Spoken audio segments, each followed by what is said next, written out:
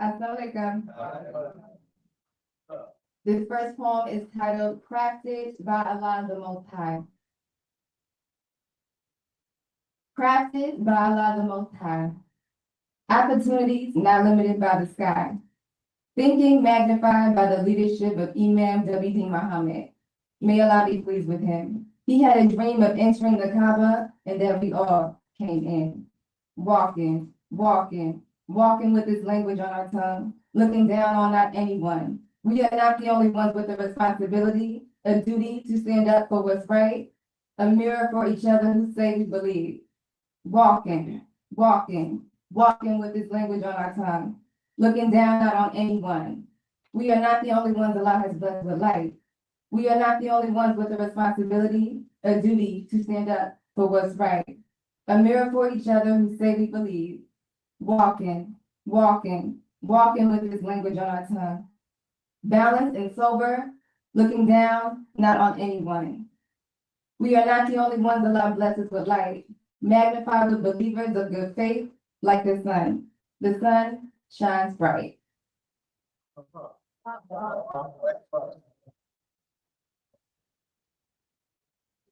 This second poem is titled A Good Future. Inshallah, we are striving to give our leader a good future. A good future. These spaces are built for your light. And guess what? You created them. We created them. We own the property. We own the land. The moral standard that we set forth is understood, respected, and represented. Our prices can always go up. The value that we bring is unmatched. The value that we bring is needed. Those that came before you gave their life's worth of contribution, and we are building on their shoulders. We are an extension of legacy. Excellence is the standard. We don't want moral corrosion, moral degradation, or moral discrepancies. We want moral excellence that comes from foundational excellence. Home training happening in the home, and community training happening in the community. Intergenerational community involvement, because that strengthens our unity. Unity is diverse. We are not a monolith as long as we hold on to what is pleasing to God. God's way is our preferred path. Preserve your light, share your gifts. The believers will have the last laugh. Rivers overflowing in paradise, they're glowing. Reunited with their loved ones who preceded them. You hold on to God and keep your faith. You are sure to win. When spiritually and materially, both stabilize your movement. One foot in front of the other, walk that walk, you can do this. Respect God's creation like you are God's creation, and you are. A beautiful piece of humanity, shine bright like the brightest star or the most eclectic gem. We have our own light, and our light starts within. It starts in the soul. It emanates through you. Protect your soul. It matters what you do. It matters how you live. The soul is important, the only thing no one else can manage. You can't let the world take advantage. We purify ourselves when we pray. We purify ourselves multiple times each day. We don't want moral corrosion, moral degradation, or moral discrepancy. We strive for moral excellence, a state that we can achieve. Assalamualaikum.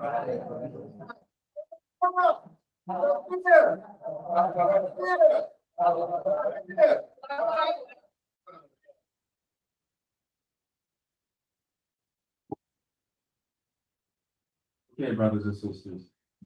As we get ready to move into the screening and the panel discussion, just two notes. If you have not visited the vending area, please make sure you do so before you leave. Also, in that area, there's a new Africa Legacies History exhibit, exhibiting our history. You would also take a look at that as well. Thank you so much. Okay, assalamu alaikum. So as you're getting your food, please come in to the seating area because we will start screening the Clara True documentary momentarily. And hopefully all of you received the program for the evening and also Clara's True gift bags courtesy of Director Morgan, They look like this. Make sure you get one. That's a keepsake for you to take home.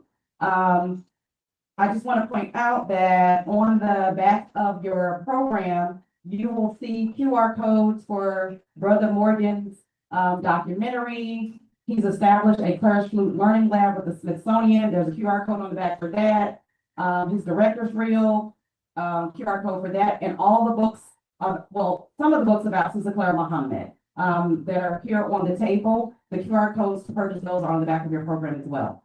Without further ado, I would like to introduce to you Director Morgan Matthews with one T. Morgan Matthews is an Atlanta-based writer, director, and community archivist whose work bridges the worlds of fiction, documentary, and memory. Driven by a sense of wonder, empathy, and emotional texture, his films explore Black and Muslim identities through intimate, character-driven storytelling. His short documentary, Clara's Fruit, a two-time Islamic Scholarship Fund recipient, now streams on PBS. And let's give a round of applause for that. And his narrative short film, Half Day, which previously streamed on Xfinity, has screened at festivals including Black Star, SF Film, Atlanta Film Festival, and the Smithsonian's National Museum of African American History and Culture. So a round of applause for that.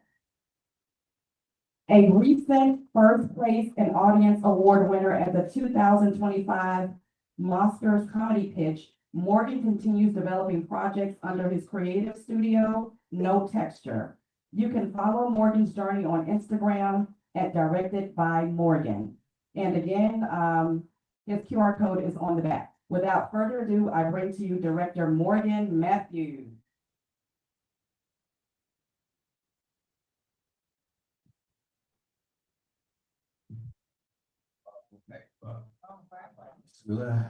Assalamualaikum. Alhamdulillah. Thank you all for being here. Thank you all for hosting me. Thank you, Sister Akila, for all that you've done to lead up to this event, and everyone who has planned for us to be here. Alhamdulillah, the best of planners, Allah, for making all of this happen. I want to share that Clara's Fruit, the intention of this short documentary, and it is short, it's a 16-minute film, was to really be an invitation, right? It's hard to tell the entire comprehensive, story in 16 minutes, but with the resources that come to your disposal, you may do with what you can. And the reason I say this film is an invitation, it's an invitation to our community who's familiar with this history to be reminded.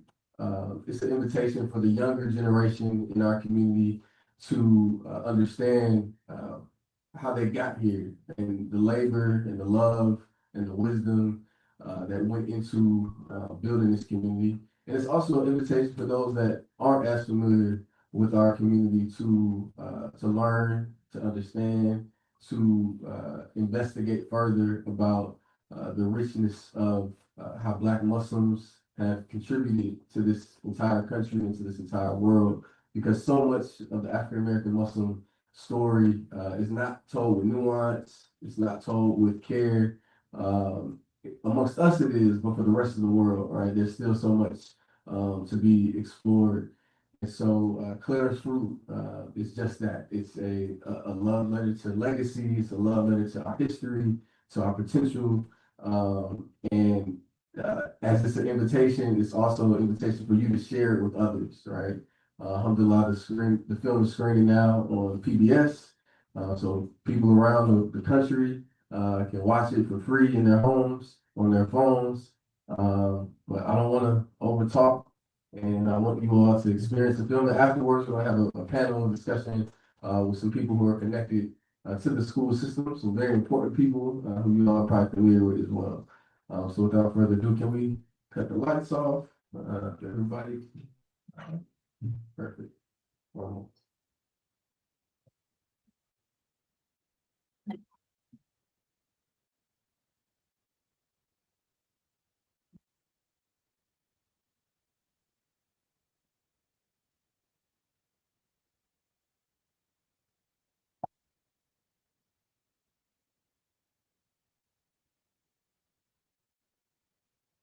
Assalamu alaikum. Good morning, staff and students of the #1 Islamic school in America, Muhammad Schools of Atlanta. Today is February 16, 2024. Please hold the hands to place for dua. أعوذ بالله من الشيطان الرجيم بسم الله الرحمن الرحيم الحمد لله رب العالمين الرحمن الرحيم مالك يوم الدين إياك نعبد وإياك نستعين اهدنا الصراط المستقيم صراط الذين أنعمت عليهم غير المغضوب عليهم ولا الضالين آمين.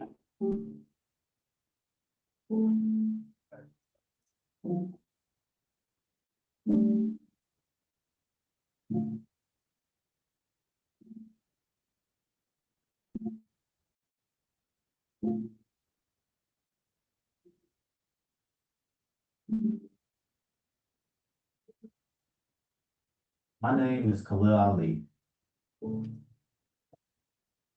Before anything, I'm a believer, a husband, and a father. But as this school year wraps up, I'm really thinking about one of the most important jobs I've taken on. Being the principal of a private Islamic school, definitely has its challenges, but they're nothing compared to how the school system started. Nearly 90 years ago, the dream was planted by my great-grandmother, Sister Clara Muhammad.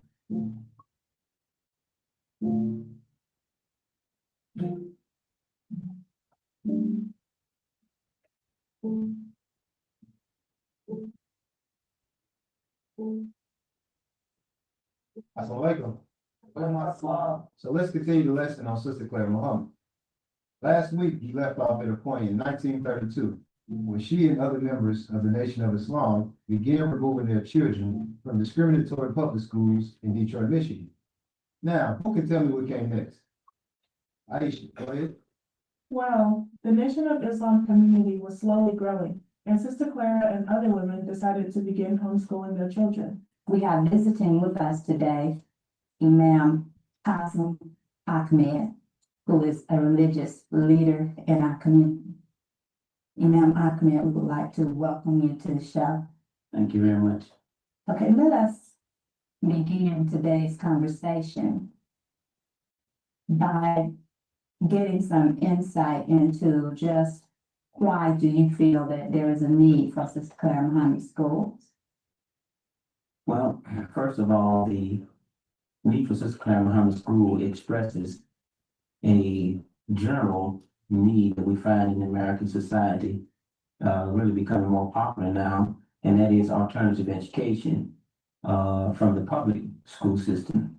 The history of Sister Clara Muhammad School speaks to that particular need because it was birthed out of a challenge to teach your own, to teach your own, to teach your own. Most people know my great-grandparents as the original leaders of the Nation of Islam, but they really just started out as a family from Georgia, struggling to find a new way to survive during the Jim Crow era.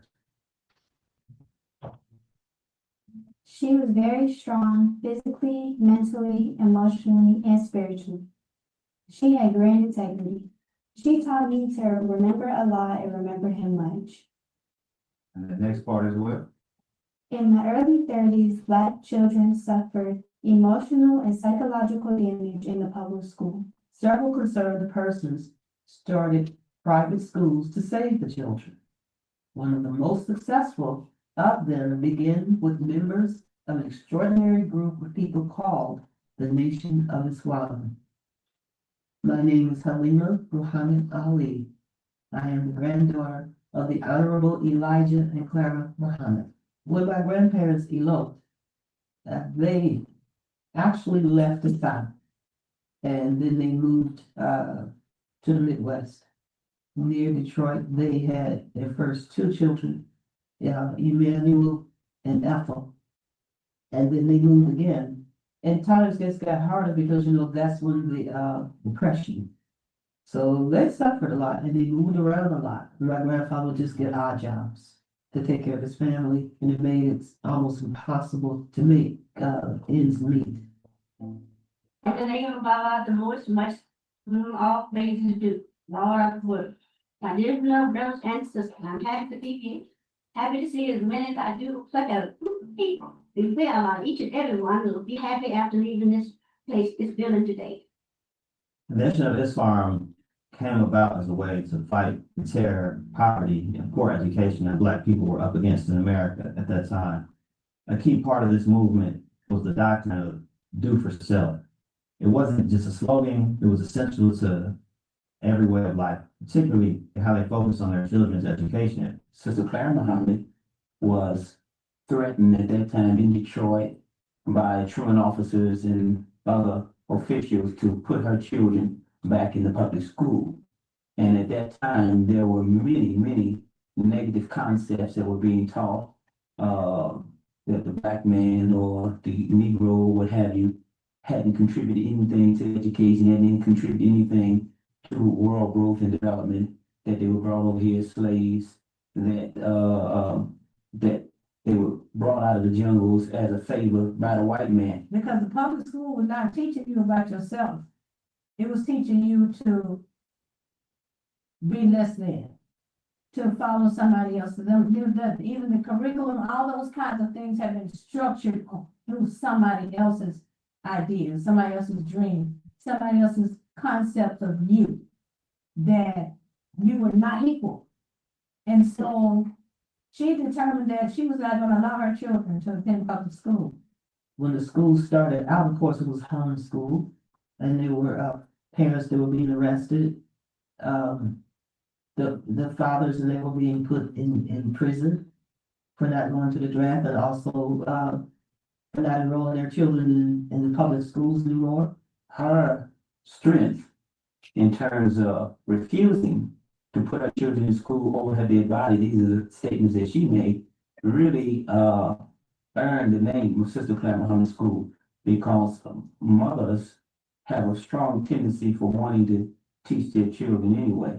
And Prophet Muhammad, peace be upon him, said, paradise lies at the feet of the mother. Our next act is going to be done by Crystal Shahid singing Mother. Let's give Crystal a nice round of applause, especially you mothers.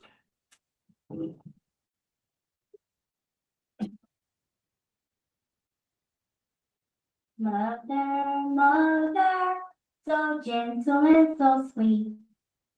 God has placed all the life at your feet. Mother leadership is necessary. Imam Muhammad said that man means mind, and woman means the womb of mind. And it is from the women that all life comes, all life. That means that the life of the community comes from the woman.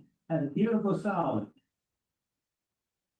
And Sister Crystal singing Mother, very good. When we put things in perspective, we were only, at the time Sister Clara Muhammad decided she was going to teach her children at home, we were what, maybe 60, 70 years up from the select emancipation.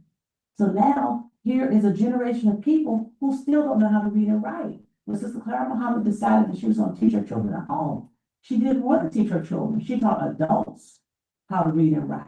So when we think about the University of Islam, that was the name that she gave it, so that we can think on a higher level. We didn't think it was elementary school or primary school. We thought we were in a university to be those of higher level thinking.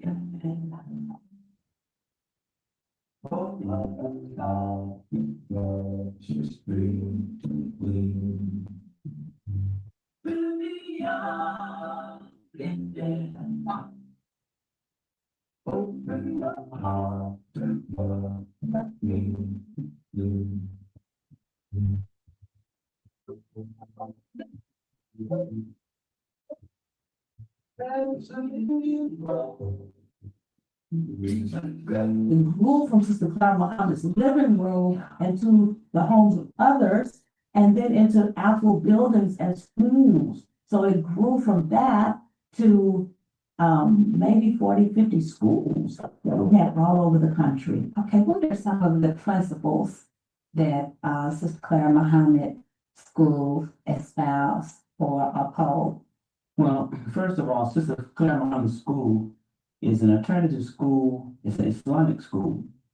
And its philosophy was based on the Holy Quran, which is the book of the Muslim, as well as the Sunnah or life of Prophet Muhammad.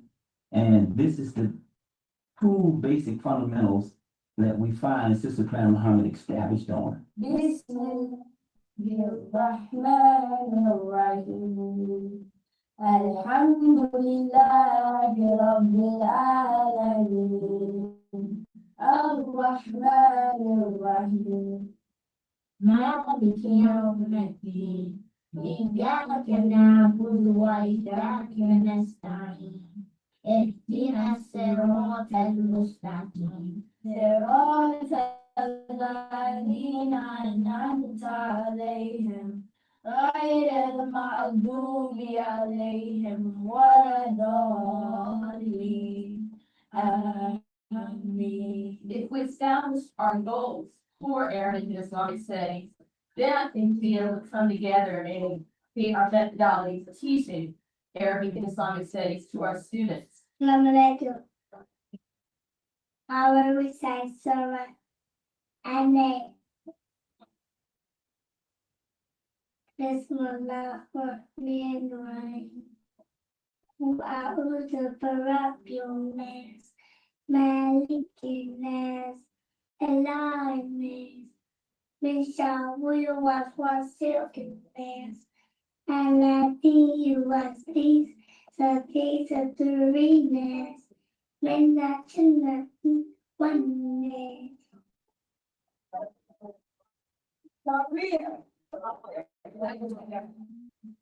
Sister Clara Muhammad passed in 1972. That was a very tough time for us to lose such a wonderful woman that we loved. And Honorable Elijah Muhammad passed in 1975. And when he passed in 1975, Imam Muhammad became the leader of the community. And that was a wonderful time because now we're embracing true Islam. And I wanted Clara Muhammad, who never received more than 7 grades education. She said, son, the highest I was able to go in school was 7th grade. And my father told us the highest he was able to go in school was the 3rd grade. Imam Muhammad said the curriculum that we're using at this University of Islam is not sufficient enough. It wasn't that we didn't have good teachers, but the orientation was based on these beliefs that we had. And so when Imam Muhammad came in, he closed many of the schools so that we could reorganize and get a more classical curriculum. And doing that, he renamed the schools after his mother, Sister Clara Muhammad's schools. So here, Imam Muhammad was taking a step of establishing that this school is going to be named after a woman, and women can be leaders in a Muslim community. Yeah. You have to make an investment. You have to make an investment in the future. So I want us to invest in the future of our children. If we don't invest materially, if we don't invest in education, strong schools, then really we don't have much. We don't have much at all. Unfortunately, I never got a chance to meet my great grandmother. But if I could talk to her today, I'd ask her to pray for this little boy that grew into the man that desires to hold up her legacy alongside this community. The mission of Muhammad Schools of Atlanta is to provide an education based on Quranic principles and their universal application. Our goal is to teach all students to accept their God-given responsibilities and full potential as we promote a nurturing environment that engages students in discovery and critical thinking.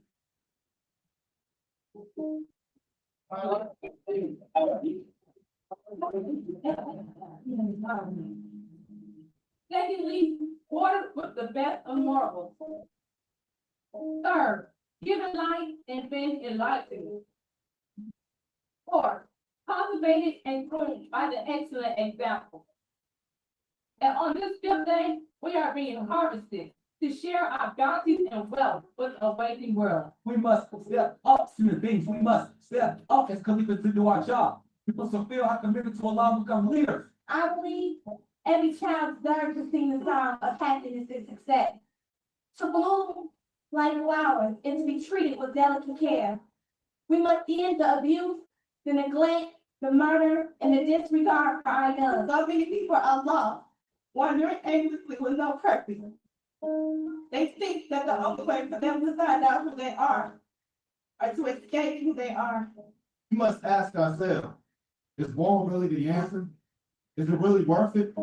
The price and cost of war will always outweigh whatever victories may be gained. Peace is compassion, wisdom, and justice. Peace is a state of mind free from intolerance and aggression. Today's society, due to many controversies and criticism our religion has faced recently, it is essential for us as young Muslims to be filled with pride in God and self.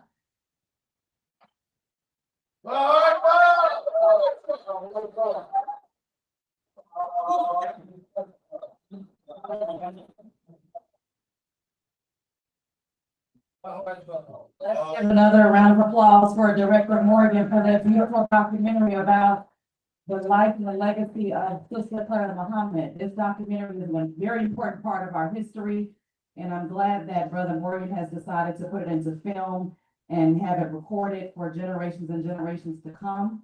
Brother Morgan is going to moderate our panel discussion, and before he does that, I'm going to bring up our other panelists. We have Sister Layla Muhammad, daughter of Imam Mercy Muhammad, granddaughter of Sister Clara Muhammad, Dr. Rhonda K. Muhammad, whose parents, Sister Margaret Rose Muhammad and Imam Kenneth Muhammad, established the first University of Al-Islam and mosque in the state of North Carolina, and who are the founders of the building that we are sitting in, formerly the Vital Link, and Sister Najla McLean. Her mother, Sister Bahija Rashid, was a principal at the Sister Clara Muhammad School in Durham. Dr. Judy Rashid was unable to make it with us today. She had a family emergency. She planned to be on the panel. So Brother Morgan has general questions for the panel, and he has also curated specific questions for each panelist according to their relationship to Sister Clara Muhammad and Sister Clara Muhammad schools. So I will be reading the responses for Dr. Judy for the two questions that he curated for her. So I will turn it over to Director Morgan. Yes, we have an announcement from Sister Fonda.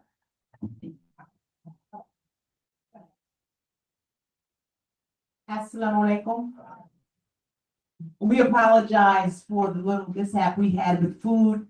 That's the bad news. Oh, that is good news because I apologize. But the good news is we do have some food. It was just a miscommunication with the catering ourselves. So for those of you who have not eaten, please get your meal first. For those of you who have eaten, know that we have seconds. So say tabir, tabir.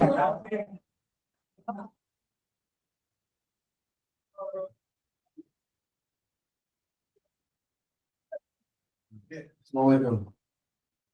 No, you okay. Thank you.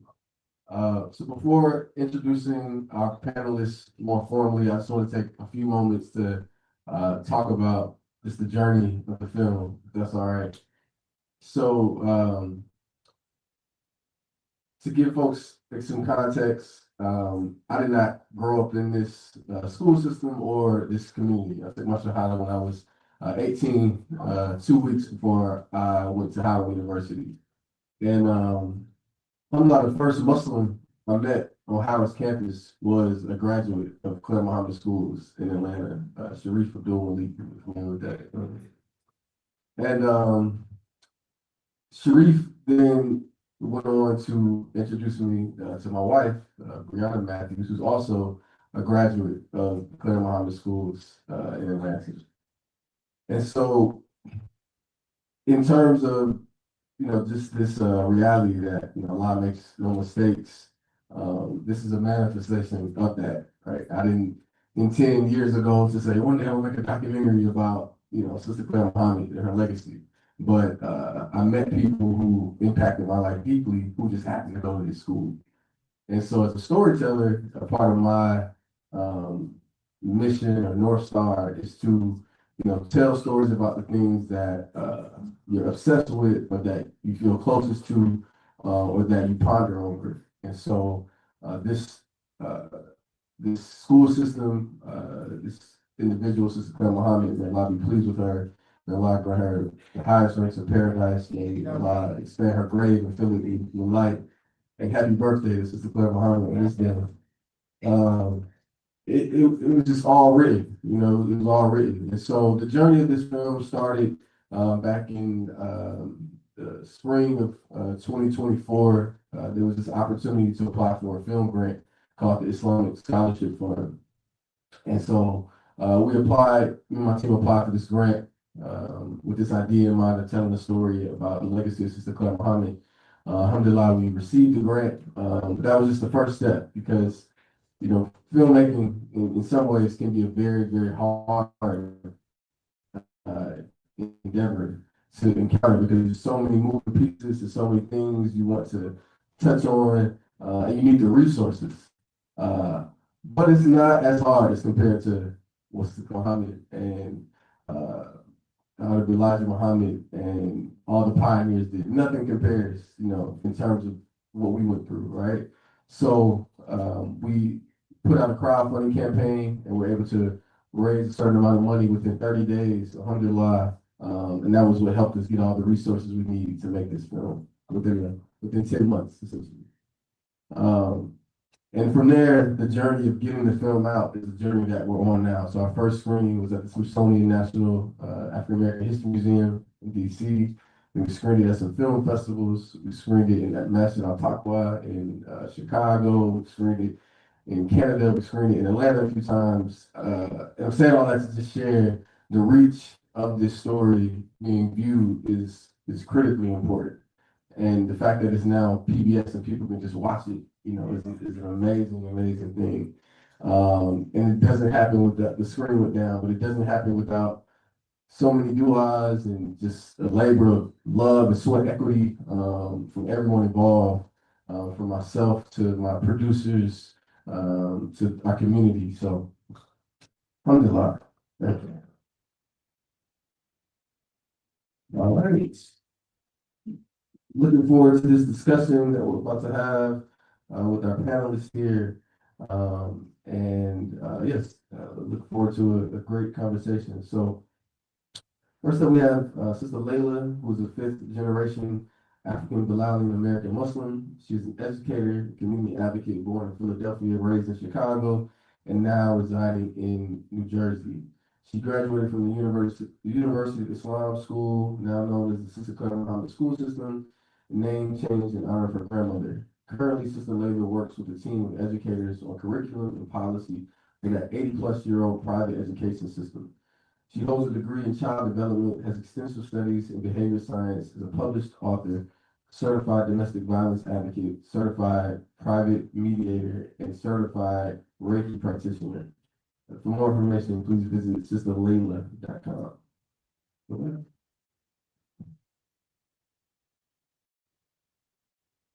We also have Dr. Judy Rashid, who is not here, so she's here with us in spirit. Please make dua for her mother. In 1973, Dr. Judy Rashid began her educational career in Winston-Salem, North Carolina, at the University of Islam, where she taught Spanish to high school students and also language arts and social studies, of which she developed the entire curriculum for grades K through 12. From 1973 to 88, she remained teacher and served as the principal for 9 of those years. Afterwards, she began her second career in higher education at North Carolina A&T, where she retired as the Dean of Students in 2014 and presently serves as adjunct faculty instructing PhD students in leadership studies. Since 1985, she has obtained financial support to the Sister Clara Muhammad School Educational Fund of North Carolina. We also have Dr. Rhonda K. Muhammad, who first met Sister Clara Muhammad when her mother and her visited her home in Chicago when she was 15 or 16 years old. During Dr. Muhammad's sophomore year in college, she received a call from her mother to come home to travel to Chicago to attend Sister Clara's funeral. When she completed undergraduate school, she taught at the University of Islam in Raleigh, North Carolina. Teachers were dedicated and made $50 weekly pay. Businesses in the sale of fish helped to support the school. The grade level was preschool to high school. Her mother was the first to graduate in this class. Oh, excuse me. No, her brother was the first to graduate in this class. After the name changed in 1975 to Sister Clara Muhammad School, she worked as support staff and organized and reopened in Durham at Lion Park Center. Dr. Muhammad. And last but not least, Nazla Center, right? Nazla McLean is a second generation Muslim born in Springfield, Massachusetts, and raised in Durham, North Carolina, where her family settled in 1978. Her mother, Bahija Rashid, was a local pioneer and educator, serving as principal of Durham's Sister Clara Muhammad School in the early 1980s. Nazla often recalls her mother's joyful exclamation of Alhamdulillah at dawn upon learning she had given birth to a baby girl, a moment that shaped Nazla's commitment to making her voice heard. She describes her scream as one filled with dignity, elegance, history, and pride, honoring the work of her mother, the pioneers of Al-Razak Islamic Center, and the broader Imam Warshaddin Muhammad communities. Thank you. So the first question to open up to the panel, do we have one mic? Is that, I'm assuming?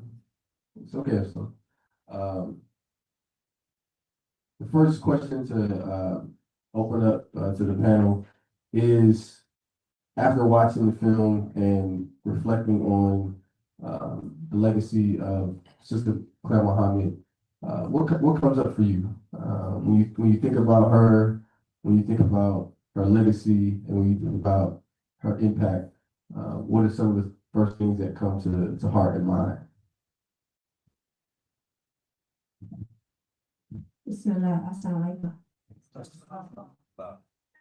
So that's a question that could be answered very a long time, but anyway, I'll try to be concise. What is it here? First of all, I want to say, I purposely didn't look at the clip as I've shared with you, but thank you. It was beautiful. I even got almost a little teary. And then I saw my high school principal, Dr. Denver Pizzetta, and of course my cousin, my dear cousin Halima, and her son come in. Thanks. It was good. I really, really liked it. So, alhamdulillah. But I don't remember the exact words you used to put. Yeah. It's just a couple of things that I think stand out. One is that it's the work, it's the effort, whether it be the school or whatever. But like Imam Muhammad always said that prayer is work. When we work and we pray, it's not just about the ritual. So that's what stands out in my mind about my grandmother as well as the mother of our community. It's just that we got to put the work in. And as you said, it's difficult for us, but nothing like it was for them. So that means we have to work even harder. And then the other thing is that there's a balance, at least when I reflect. My grandmother, she was very stern, Some of my cousins remember like the niceties. But I really can't even in my mind remember her smiling. She was very serious the times that I was around her. I do remember her being comfortable in the kitchen and cooking but my point is, from what my parents told me and what other cousins that are older, she had a balance in that she was a mother. And not just because the picture shows it. This picture, I love the picture that where she's bending down, kissing the little girl. And that's what I pick up, is that there was a balance. She was going to work, and you put the work in, but then she loved. That's what. Thank you. Assalamu alaikum. When I looked at Clara's fruit, something that touched me very deeply was the evolving nature of the structure of the University of Islam and Sister Clara Muhammad School. When we opened our school here, we were in a house as believers. It was a small little house, but there was this attempt by believers to have a school because we in the Nation of Islam, we heard and we obeyed. That was our mantra. And so if we were going to be a community, education was very important. And so when I sit and look at Clara's fruit, I look at the fruit and the produce that has happened over the last 50 or 60 years to look at a structure that looks like something that really resembles a school. And it makes me feel very proud. Those of you who worked throughout the country in our schools, for us, I was straight out of college. A lot of the brothers and sisters, we were young. We came right out, rolled our sleeves up. It was during the early days of it was even before the civil rights movement, but we were young, we were impressionable. We felt like we were building a nation. And education was a very important part of the nation. And so whatever we had to do, that's what we did. We didn't relegate it to anybody else. We did it. Imam Fleming, when he talked about going to Chicago and being a teacher, that was it. When you came out of school, or when you had you been anywhere near college and had any kind of degree, you were going to serve your community. And that was the tenor of the times. And so when I sit and look at the W.D. Muhammad School in Atlanta, things that capture my attention are the structure and what goes into having a structure like that.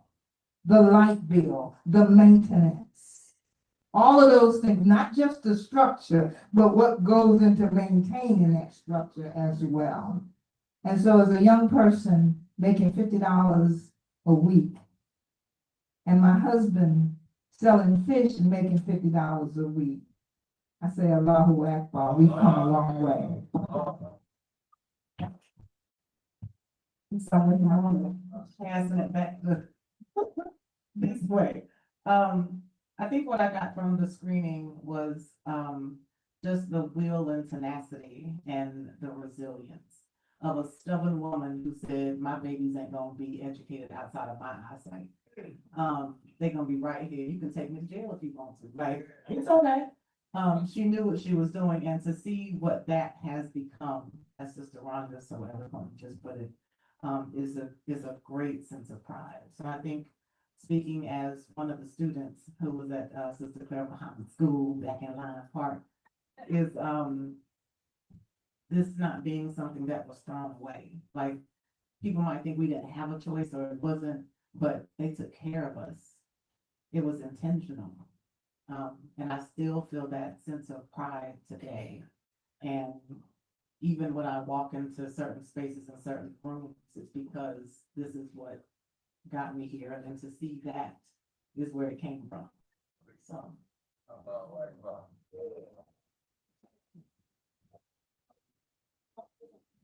Oh, you don't have her answer.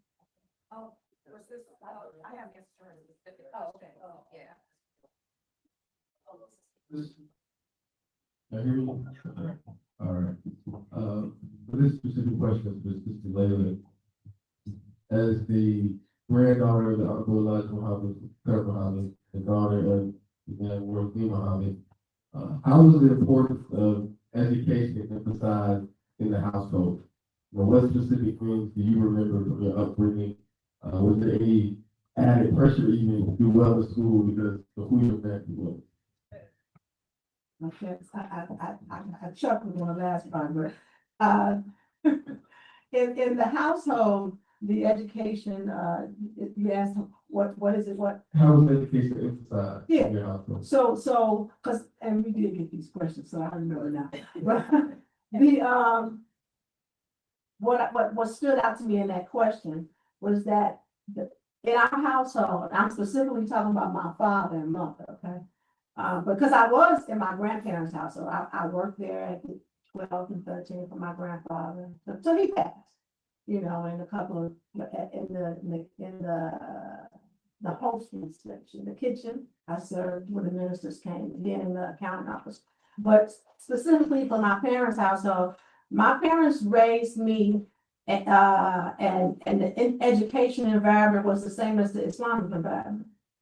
And what it was we knew it was serious. We knew you had to study, you had to learn, but it was like a lived experience. So it wasn't just you do your homework or you get what you have for homework, but all throughout the day or and the weekend or whatever, when we was playing and when we weren't playing, it was education in Islam. So it was like equal living, you know. So because I thought about that question, and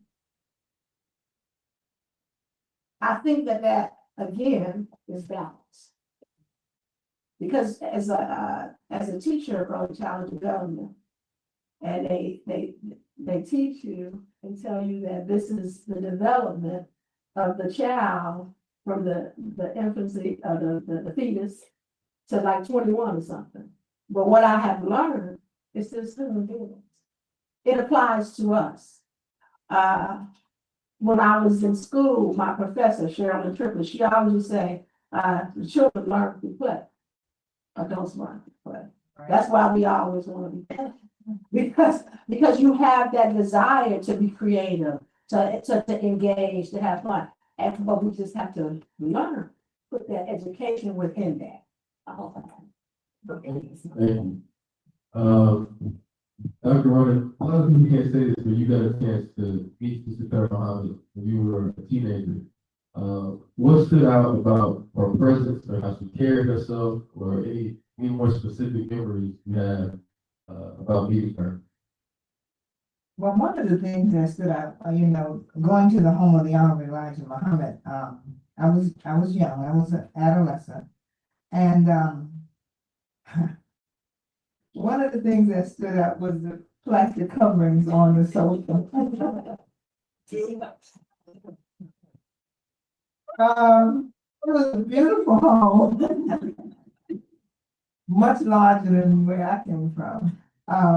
But coming in, and I still see some of that, but and in my mind, that meant that was some really exquisite fabric or whatever that needed to be covered. Okay. But anyway,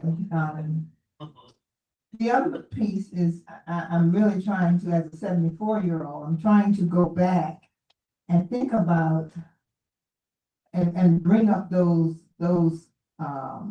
emotions and those feelings, because when we were brought into the space where Sister Clara was, my mother and she were talking, and I'm not sure, Layla, if Sister Clara had started having some health challenges. I can't remember, but I think that was the reason my mom was there, to see her and to give her support. And so just being in that presence, Sister Clara, we had seen pictures of her, we had learned about her, growing up as a Muslim because she was the mother of the community. But to actually see her strength came through, even though she was a short-statured woman, the strength of her presence came through. And I may be preceding myself, but it gave me a sense of respect, wanting to emulate or wanting to be something like that, carry myself in a very upright manner. And so I know you got a preceding question, which I don't want to lead into it before time, but I just felt being in the presence of someone who was stately.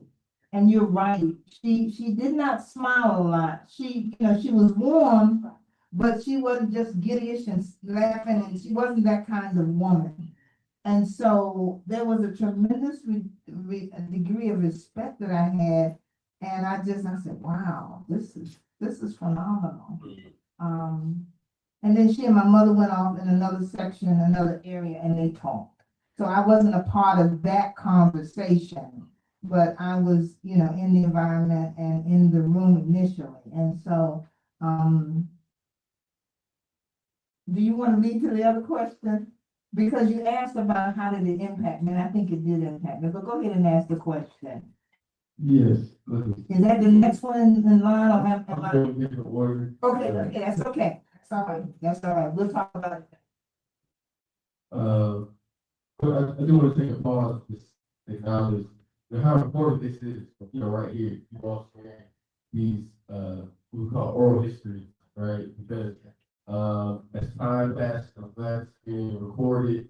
As time passes, so does memory, so do our physical beings. And so if we're not being intentionally active about preserving our history, they get erased, they get forgotten.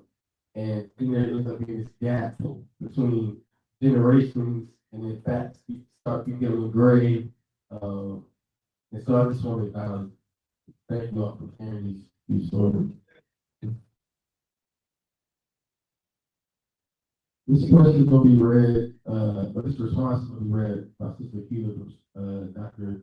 Rashid, which is, she wrote a full K-12 curriculum for these schools and served as principal for 9 years in North Carolina. What was the process in creating materials that align with both academic rigor and Islamic values? Okay, yeah, so I'm reading the response on behalf of Dr. Judy Rashid. She said, I became a teacher in the second year, spring of 1974, of the founding of Sister Clara Muhammad School in Winston-Salem, North Carolina.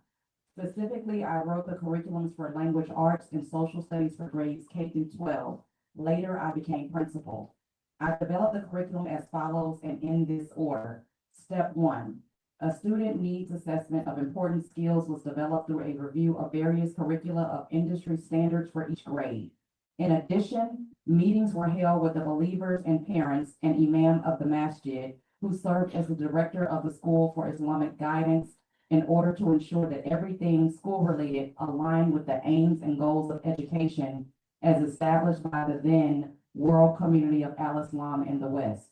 Step 2, goals, objectives, and student learning outcomes were established for each grade level based on the findings identified in Step 1. Special note, in this step, as determined in the initial founding of the school by the believers and parents and imam of the masjid, each curriculum was intentionally advanced by 1 grade as to ensure that students would graduate in 11 years. For example, the kindergarten curriculum was aligned to the first grade to the second grade, etc. Step 3, curriculum content was determined through various curricula of industry standards. Then textbook and support material were selected that addressed interest areas identified in steps 1 and 2. Step 4, after receiving the established curriculum for their teaching assignment, teachers designed their students' relative class and extracurricular activities, assignments, and instructional methods to achieve the predetermined course goals, objectives, and student learning outcomes, which were then reviewed and approved by the principal. Step 5, curriculum implementation was carried out by the teachers, coupled with an established ongoing evaluation and assessment cycle that garnered feedback from teachers, principal, parents, the imam, and student standardized test scores as to ensure teaching effectiveness, student learning, and achieving the goals and objectives of the school. Thorough, love it. Now this question is for you. As someone who attended school, but also for a short time, so you have comparison after attending the school of what public schools are like, etc. So can you share a little bit more about what you remember from that kind of transition, going from Muhammad School to now attending the one? So I was thinking about that, coming in. I was just leaving my, I'm aging myself. My 30th high school class reunion weekend. I graduated from Hillside High School. Hillside is one of the last all-Black high schools that was in North Carolina, specifically Durham before we integrated. So I was thinking about that progress, and in the Durham public school systems, there were Durham county schools and Durham city schools. So the city schools were the black schools. So my experience is all black schools for my whole period in, I mean, I went to a private white school for just a little minute. Mama tried that out. See how that went. And that was the difference. We can get into that story, but the difference, because I've had black teachers and black principals like my entire trek from kindergarten through 12th grade. Like looking around at my classmates today, I was like, wow, like one actually went to Sister Clara Muhammad School, KK, Khalida Mouid. She was, and I was like, we've been together since kindergarten. And she was like, we went to East End and Shepherd and all of these black spaces with people who cared for us the way we needed to be cared for. Right. But the difference was at Sister Clara Muhammad School, it was a different level of nurturing. And it was the way we were cared for. So in some of the black schools, I was listening to stories about other teachers who had choice words to keep us motivated. Because we were around the block kids. So I guess they felt that they could speak to us anyway. That would not happen at Sister Clara Muhammad School, right? So the role modeling was there for us. The discipline was there for us to see. So I think that's the big difference is even though I've had the experience of the all black high school, elementary school, middle schools, and then high schools, the time at Sister Clara Muhammad School was that nurturing. It was an intentional nurturing of the child, of the spirit of who we are. And so that's why we can sit the way we sit today and stand in spaces the way we stand today, because it came from a different type of love and care. Next question is for, and we will have for audience Q&A as well. This next question is for everyone. So we often think of education in terms of curriculum, but there's also, as been touched on already, there's also culture, discipline, values. Can you all explain, especially going from the University of Islam to Sister Clara Muhammad schools, what was the cultural atmosphere like inside the school? I'm gonna go because actually I have a similar experience as Najma. I did go to public school, even though I graduated 8th grade and high school from the University of Islam. In my grammar school, kindergarten, and a couple other grades, I think was first something. Because we were put out, I went to Enrico Fermi. And so I remember it very well. I mean, I loved school and I was blessed. Allah gave me a very, very good teacher. And I kept up with her until she passed. And she inspired me really as much almost as my grandmother, because I could touch her, and I could go back and see her when I was in college. And I wanted to be just like Mrs. Moore. She was my kindergarten. But my point is that the answer is the morality. Yes, because even though my public school, I was a little girl, but I can remember that I felt love, but there wasn't that moral there. And so that's what I think is, for me, is the difference, that there was a conscious effort to exhibit moral excellence, yes, and in seeing it, it encouraged us to aspire to become moral excellence, or to, yeah. I'm really not. I concur with my sister Layla. The culture at the school, particularly for teachers, we were to be the example. We were to be in our daily practice, in our instruction, in our interacting with the students. We were to be the example. And so to me, the culture was collective engagement. We were intentional about how we engage with our students. And not just teachers, because I think about, and those of you who know about us having our second school on Hill Street, we had believers who made sure we had good meals cooked. We had nutrition. We didn't just have a sandwich or just We had believers who actually helped. And so there was this collective spirit that pervade the whole school climate, that these are our babies, these are our children. And so I think some of that is missing today. I come from a background of, like Angela, I was the last class to graduate before integration. And so our Black teachers poured into us. Yeah, we got secondhand books and we didn't have all the chemistry materials and things like that. But our teachers poured into us, not just curriculum and not just academics, but you got to make it out there in the world. So you need to know this, you need to know that. You don't have a cushion to fall back on. Your moms and your dads may not be doctors and lawyers and whatever it is that they can scoop you up out of trouble. And so you got to be the best. So that's what I brought, and that's what our teachers brought to that climate, that we have to help these children be morally sound. We have to help them know how to navigate life. And so we breathed into them. We had affirmations, Angela. We had affirmations that the children would say in the mornings when they came in, you know, to make them feel good about themselves. And then throughout the day, there were just things that were going on that gave them a sense of our intention was to make them feel good about themselves. I'll stop there.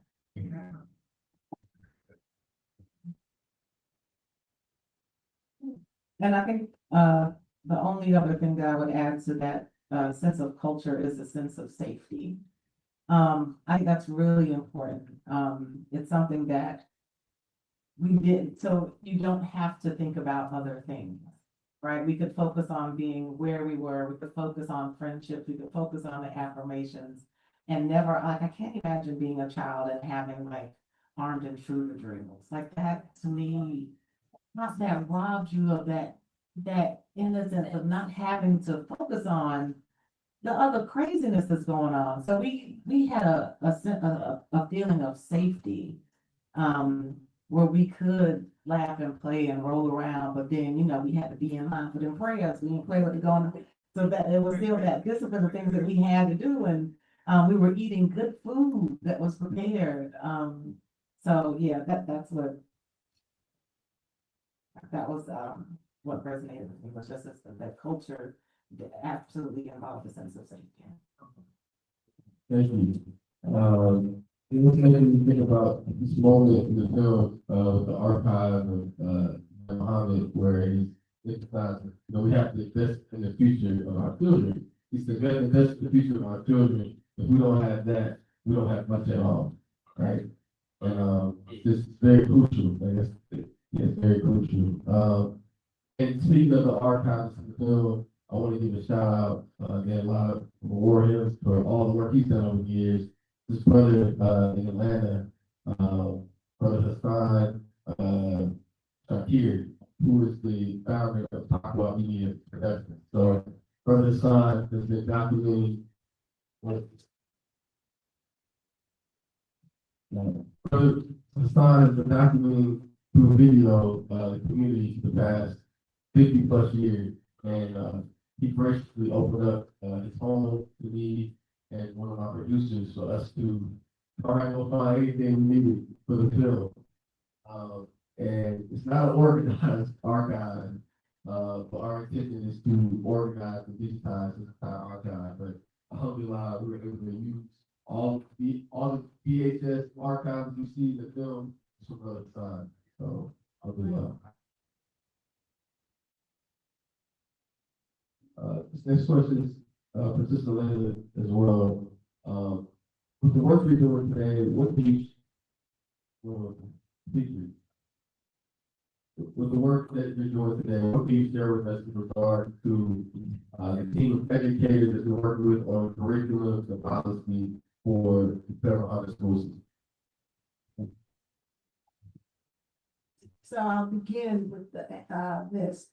So there was a establishment of a nonprofit 501c3 back in the late 70s, possibly maybe even 80. Sister Clara Muhammad Memorial Educational Foundation. And it was established by my mother, Sister Shirley Muhammad. May Allah have mercy on her, God, bad guys. Take your child. I'm sorry. Take your child. My mother passed from just November 27th. It'll be 3 years. So, alhamdulillah, I'm sorry. Okay, anyway, maybe I'm tired. So anyway, my mother was close to my grandmother. When my father was in prison, she and I lived with my grandparents. And my grandmother, according to my mother, became her mother. And she saw everything that my grandmother went through in all aspects of her life.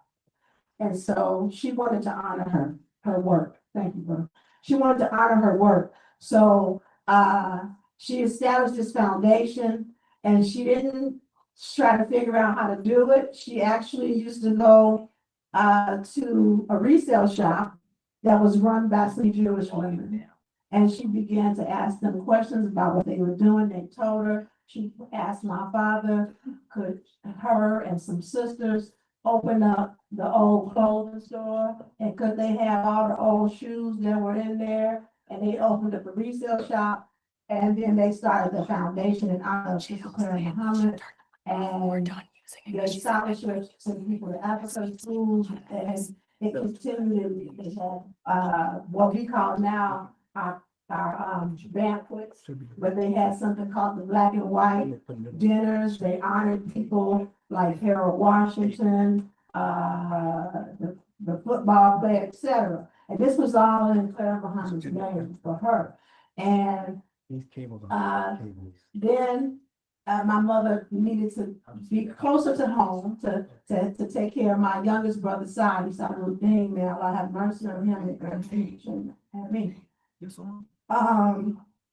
So it dissolved. But then 2007, I think, Imam Muhammad asked myself and Dr. John Yassin if we would be willing to reestablish it. And of course we said yes, because I remember even shadowing my mother along with the work. And so he said, we'll get Shirley's permission. And so we did. She was the honorary chair. The organization was reestablished. It still exists now. If we have the 501c3, you can Google it. And it has specifically really two branches. One is policy. One of the goals was to make sure, real simple, that the children that went to the schools knew who she was. And we began to work with educators and formulate policy. One policy was that there should be some type of class for students, for their parents, and even the community in the area to know who this person is. And then there were other policies that we worked on. And the second branch of it was specifically like monetary funding, giving scholarships to students, and also giving scholarships or assistance to the staff. We did a lot of work around that. We did something with the man from Canada, Tony something, I forgot, and the United Nations, and they actually gave money. And sister, used to be the principal in Atlanta. She was, yes, Sophia, she was one of the recipients of that financial help. That was like really back in the day when people didn't know so much about electronics and technology. So it was around that. And that's still what we're doing, but specifically now, there are two things that we do. The schools that are still active, their principal and another representative meets every month on curriculum. And they meet via Zoom and that kind of thing. Imam Muhammad, for decades, asked the educators, and I will say us, because I also taught at the Clara Muhammad School, to have a unified curriculum. And when he said unify, he gave us real simple instructions. He said, I want, if the student leaves Chicago school and his parents move to North Carolina, they shouldn't feel lost. It should be a unified curriculum. He also said he wanted that curriculum to be standardized and to be accepted and approved by the local education, okay? He's still working on that. And the other part of it is we are, when I say we, the directors of the foundation and the president is Dr. John Yassine, the vice president is Dr. Hamid Elmeen, and then I'm a director. Sister Clara from DC is one of the directors, and we have a younger person that just started a couple of years ago. And oh, I can't think of my young sister's name. Kenya, I think it is. But she's from the school she graduated, and she's another adult woman educator. She's from Philadelphia. But we are trying to raise money. I mean, we need a lot of money because it is not easy to keep a private school open. And what we want to do is, I think it's about 6 or 7 schools now. We just want to help them. And so this is where our efforts are now, reaching outside of our community, because we drain the pockets in our community. We're looking to get some money from some big folks, so make some duos that some of these people like Alicia Keys and other folks give us some money for our schools.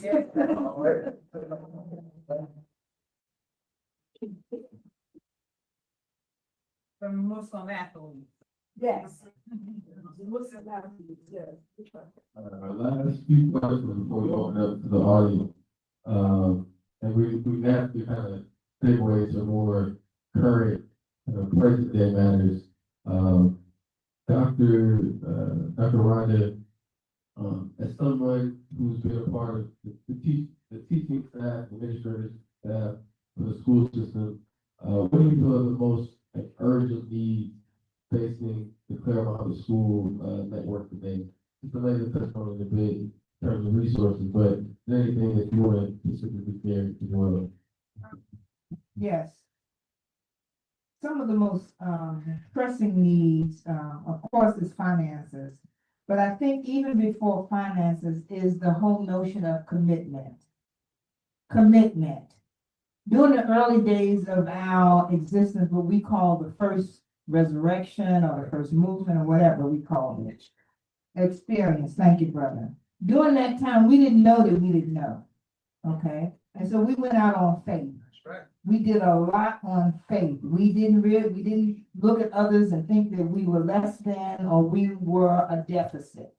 So I think that what has happened is that it's comfortable, it's easy, it's a sort of laissez-faire attitude that, public school guys, our children don't turn out too badly. So we don't have to put forth that effort like we did during the first movement. One of my Muslim professor friends invited me to Senegal, Dr. Youssef over there, and I spoke on the 100th anniversary of Brother Malcolm.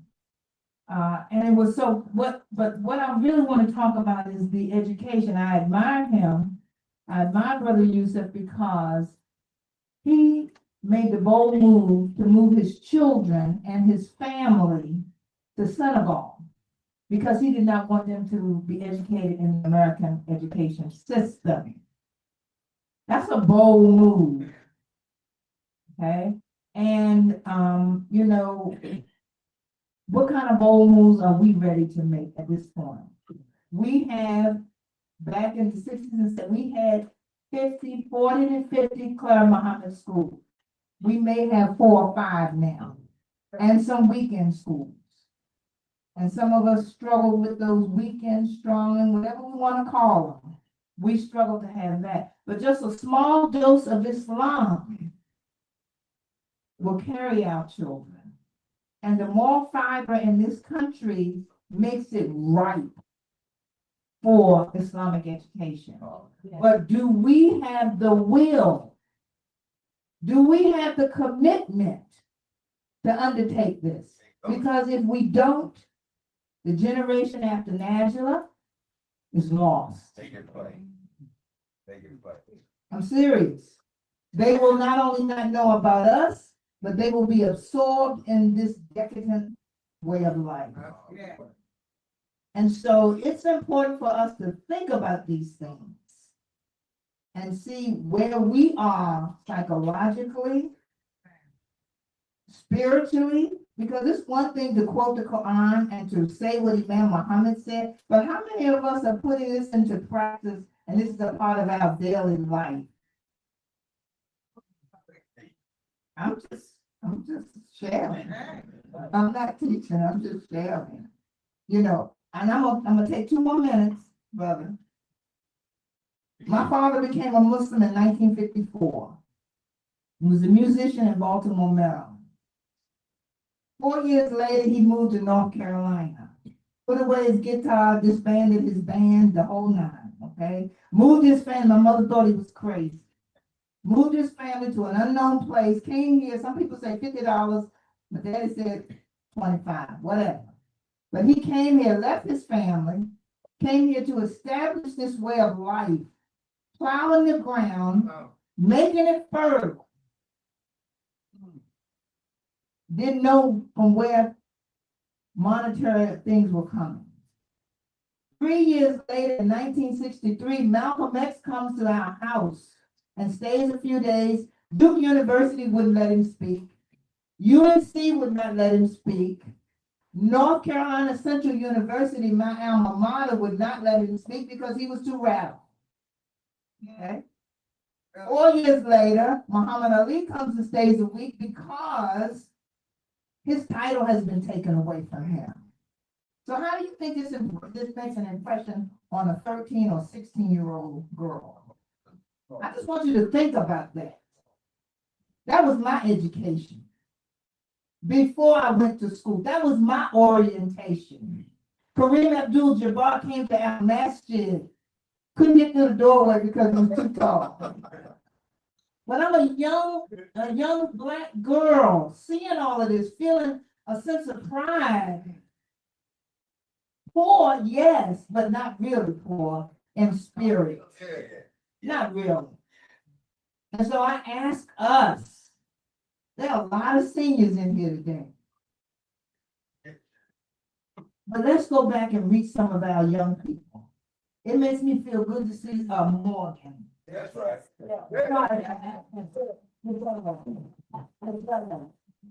It makes me feel proud to see a brother Morgan. Absolutely. Codifying what we have done. Because it's no small feat. It's no small feat. We are better than what we think we are. We are not a deficit model. So I'm hoping, brother, when we leave here today, we're charged. We're fortified to go out here and do whatever it is we can do. Is it filmmaking? Is it baking? Is it cooking? Is it sharing with the next young person? Let's do what we can do. Because otherwise, history will write us off. I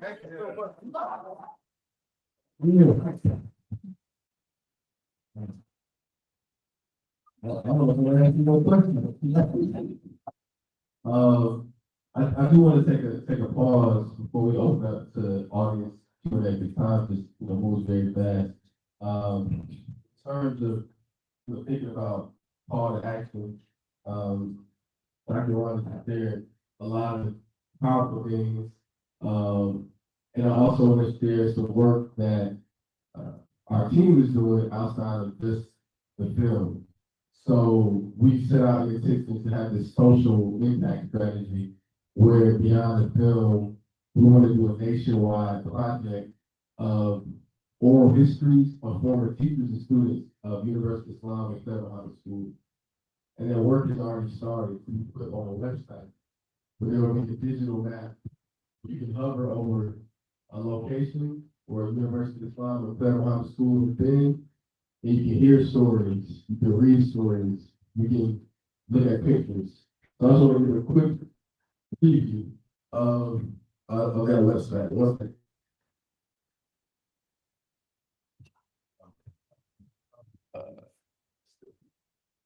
Back on the projector. Yeah, it might have turned off as Oh, the projector turned on? Yeah, it is, it's turned on, it is turned on, Yes. because the light was hitting the. Oh, okay. Oh, okay. This is gonna be a quick.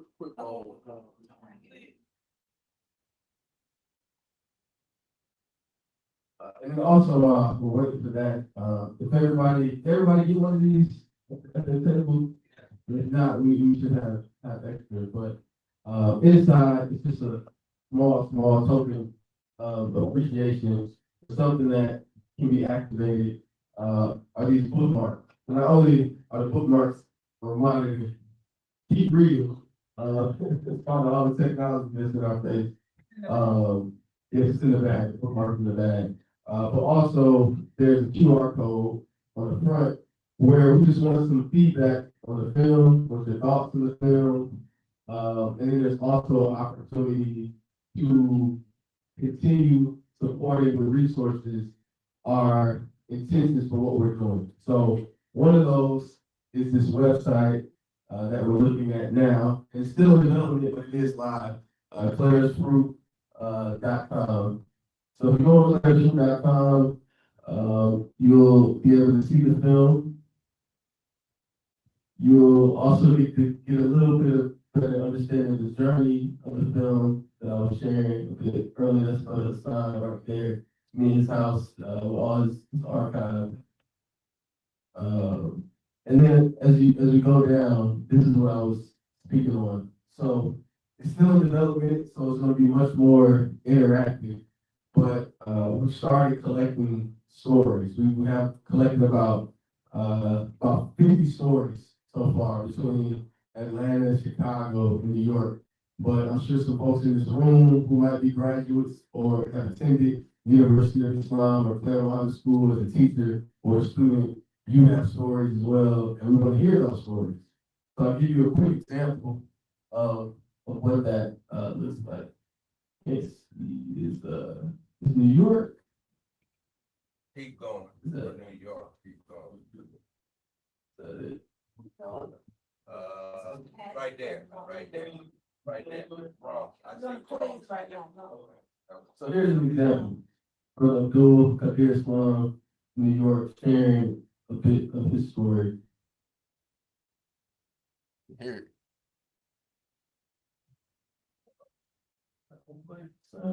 It's moving. Here. Right here.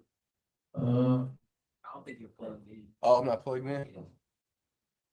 1 second. Recognize, as you're doing already, the fruit of Clara Muhammad from 1933, when she introduced her husband to a person that she heard that believed had essential necessary knowledge that would help us grow and develop fisabilillah, for the pleasure of Allah, for Allah's sake. And here we are today, 2024, December 28th, about to come to 2025, and I'm just so excited that we believe in Allah. We don't believe in Republicans and Democrats, independents and green parties and all the others. We believe in the true essence of the human being that Allah has placed on this creation to be here, to share the experiences we have from our different cultures. And I believe to some degree, to a large degree, unfortunately, the culture of the African American community is self-extermination because of the modern day mindset of influence of the social media that has hacked too many minds in the African American community. So I'll leave you on a cliffhanger right there. But the idea is that we're going to keep collecting these stories, and we want as many people as possible to contribute to them. So if you go to our website, there's a button that says submit your story. And you can do it yourself with just any type of audio recording device. we'll get that, and then we can publish it, on the site. Then also you can connect with us directly if you rather, do the conversation over Zoom, or inshallah, if we have the ability to come to you in person, we can do that, as well. But I just wanted to show you all, that it's more than a film, it's more than just watch something for 15 minutes. It truly is an ongoing initiative to preserve its history and remind those who are not familiar, and remind those who are connected, who may be much younger, that this is where they came from. We can now open it up to the audience for any Q&A. We turn the lights back on.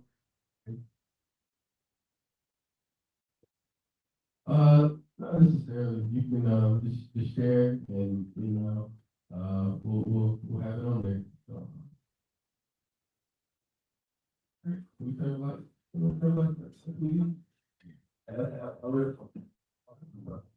All right, so we have that mic at the table, and then I'll be out here.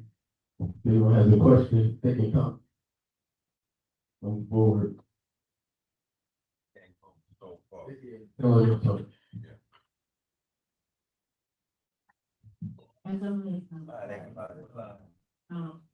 Wanted to say a few words. I didn't get. We can hear you. Okay, I didn't hear all of the panelists. I heard most of it. But I just wanted to say, the University of Islam in North Carolina, there were several universities in North Carolina.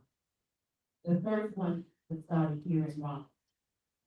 And then, in 1971.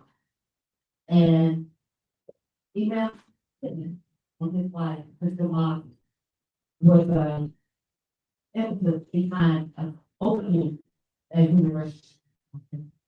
And Sister Mark said, their door. I was the first director for the University of Islam here in Raleigh. There, it was 1971, I can just remember being asked if I would serve as the director, if I recall correctly from other conversations with Rhonda. At the time, the Honorable Elijah Muhammad did not, that he wanted people who had college degrees to serve as the principal of the school. And at the time, I'm 21-year-old, I had graduated from college, wasn't in education. I was new in the business and just really got my letter. And I accepted the invitation to serve as the director. I really didn't know what it involved, but I had I was committed to this work as a movement in the nation, because I did have that spin or really wanted to see a difference for our people. That really motivated me. And I saw the nation of Islam at that place. But just to say, it was established here in Raleigh on East Martin Street, in a little shotgun house. And it grew to the point where we had to move to Hill Street. And I, as the director, and having moved a lot myself, my family, I still have a law showing the payment that teachers receive $25 a week. Of course, out of that had come tuition. Everybody pays tuition. Mine was $50 a week. And what can you do with $50 a week? Even though, or 25, even though things were cheaper, but there was a commitment, there was a dedication. There are still people living today that I hope you get information who are taught in the University of Islam. There are still students who graduated from, they're not a part of our community now, but they still live around here in Raleigh and Durham. So the University of Islam was the prelude to the Clara Muhammad School. But he operated from 1971 to about 1976. When we closed and all of that transition and people leaving, coming, going, and our school ended up closing. Then the school in Durham opened in the 80s as the Clara Muhammad School. So we want to get that chronology correct. So what I wanted to say, I think brother in my seat back then, I represented. He was a teacher at the University of Islam. I see Sister, and that's here in Long. I see Sister Wakila over there. That was the University of Islam in Charlotte. Sister Dr. University. That school, oh, I want to say in 1972, 73, something like that. But it was the longest running school that went from the University of Islam to Clara Muhammad School. I had closed in the 80s or something. But, so we don't want to overlook those others who were part of the University of Islam, Sister Wakila, and there was, like Sister Jean Rothman. I don't know where her daughter is. I see her back there. Newark, New Jersey, originally from North Carolina. She was the director of school in Newark. And she was telling some people about that on Friday, if you recall. Because I had no knowledge of how University of Islam was supposed to run, Sister Margaret and I went to Newark. And Sister Jean gave me like a day in the life of how to go to school. And, you know, then I had to come back and implement that. Of course, with the help of Sister Margaret, we were able to get that school set up, University of Islam. So I just remember the sacrifice. Sister Janice is here. She was a teacher, kindergarten, 4-year-old, started early. So you're not in 3, yes. But I'm saying, if you don't get these stories, some stories be going out of your mind, so you don't remember everything correctly. But, so we want to remember our prayer laws that those who are here, and like Sister Latika was here last night, Sister Ruth, all those sisters and brothers who sacrificed, we need their stories. Yes, so thank you so much.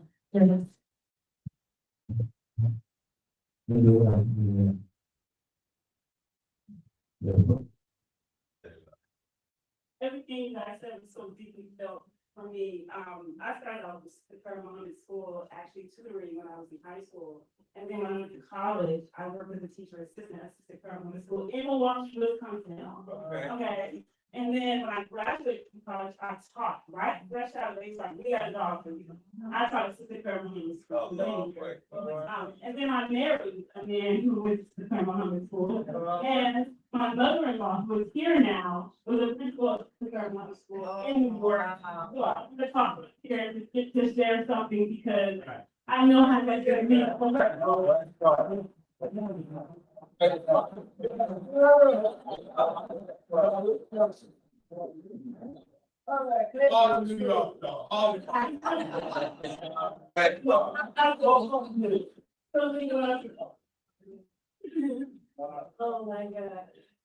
Yes.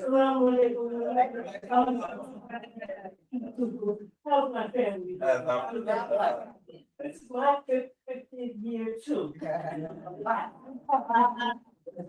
No, I'm so very thankful to Allah because I was magically, or a better word, I was blessed to find this community in 1975. A month after the man, one came on. And as a teacher, I was just, for lack of words, I was so happy because this was the best community that I could ever find.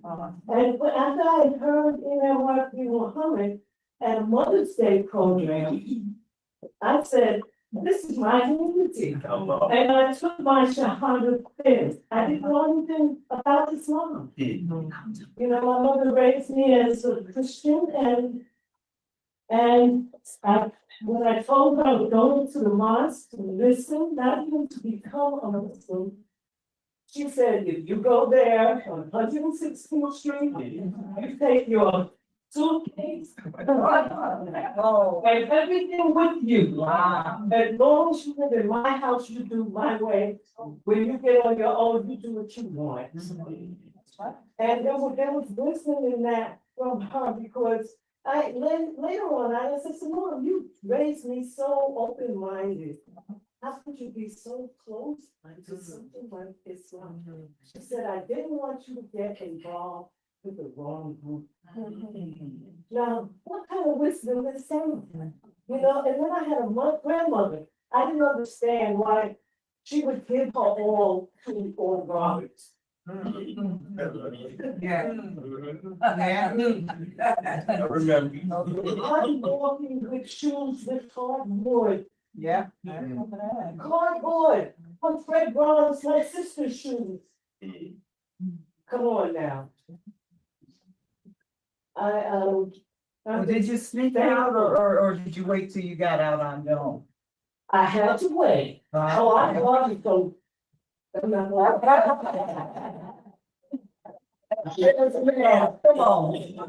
Life is right. No, when I graduated from college, I was a dance teacher. But I heard I couldn't dance. And it broke my heart. What? And even now, it's hard to get more than one day a week for the sisters to come together and party together. Come on now. Yeah. Oh, come on, there. When I heard him one behind, I wanted to write down every word he said. Because I knew he was a special man, and he had a certain language in me, and I was 25.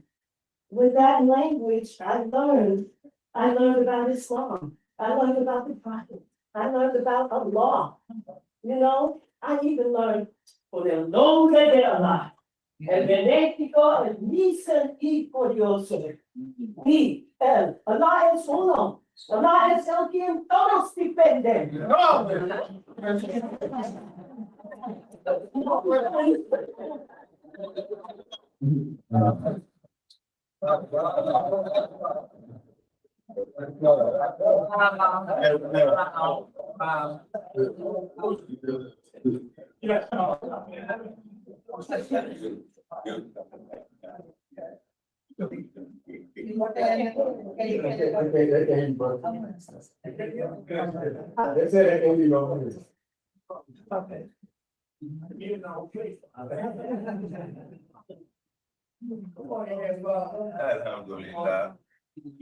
Atlanta.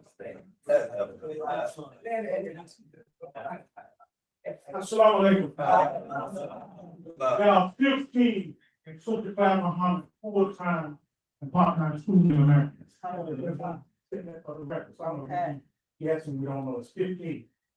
And those of you who are in the South, most of them to you, but I'm talking about this year, New Medina will be celebrating 40 years of existence, a Muslim city, a Muslim town, and some of you never been there in your life. Come on. Make a commitment. It never changed. Memorial Weekend. I want to see you there. Inshallah. I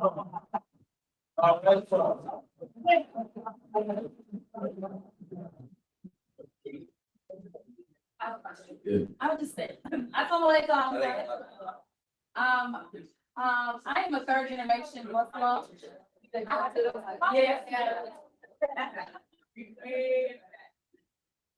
Assalamu alaikum.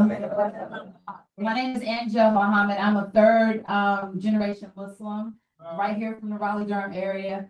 I am not a product of Clara Muhammad Schools, but I am a product indirectly of Clara Muhammad Schools because of my mother and the community that came from the Nation of Islam and Sister Clara Muhammad School. And one of the things I wanted to pose to the panel, are we asking questions? Okay. One of the questions I have for the panelists is that now and today, I want to make everything relative to today when it comes to education, and in particularly African-American children and Muslim children at that.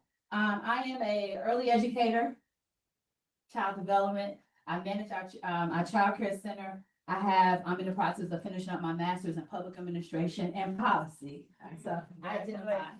And what my question is that under this current administration and the climate that we're in, we have to think about the macro. And when it comes to education, what are your thoughts on how can we take the institution and Clara Muhammad school system And how can we make it beneficial to not just our Muslim children or our Muslim community, but to the broader community as well? For the record, who is your mother? Everybody don't know who your mother is. I am the youngest daughter of Dr. Rhonda Muhammad and the granddaughter of Muhammad and Sister Margaret Rosemary. Yes. I'll start by just saying a part of it is you getting your degree in public policy and putting those policies. People don't have to know where it comes from. Right. People don't have to know when you suggest something where and where that idea came from. They'll take it because it's good work. Right. They know it's allowed. They don't even know that. But where did that come from? That's a wonderful idea. That's right. Just stick it on in there. Let's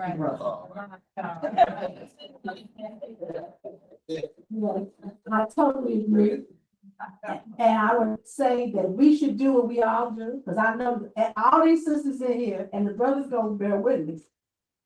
African American women for generations, and men too, but I can't speak because I'm not, but as I want to correct that, it's probably men too. But we women, if you don't have a knife and you need to cut something, you're gonna make a knife. So let's not get concerned about what the policies are. Study and do like Allah says, He created us as thinking men and women, and think and figure out how to work this system. Because I'm not worried about the administration. Right. And my parents taught me to respect the office. So President Trump, I'm gonna look at what you're doing and figure out how to make it work for me. Right. Now, I will say, I'm getting ready to put you on the spot, my brother, because you know we've been talking about this. Brother Mateen, he's from a community called Hizmet, which means service. They are not all Turkish, but they are birthed, in the Turkish culture. They're Muslims. They have an excellent way of working with the system because they don't have full-time schools. But you talk to any of them and find out how many kids they have, how many children they have, what is going on in their communities with their youth. And they have a system. And I think we should take a look at the system. Next thing, because I kept hearing it, but we didn't touch on it from the beginning with the University of Islam. And I could bear witness when I went to the University of Islam, but I heard from other people, and you probably know this, it was never a school just for Muslims. Clara Muhammad School was never a school just for Muslims. It was a place of morality and safety and quality education. The Honorable Elijah Muhammad wanted the teachers to have degrees. And a lot of them did. My principals did, but not all my teachers.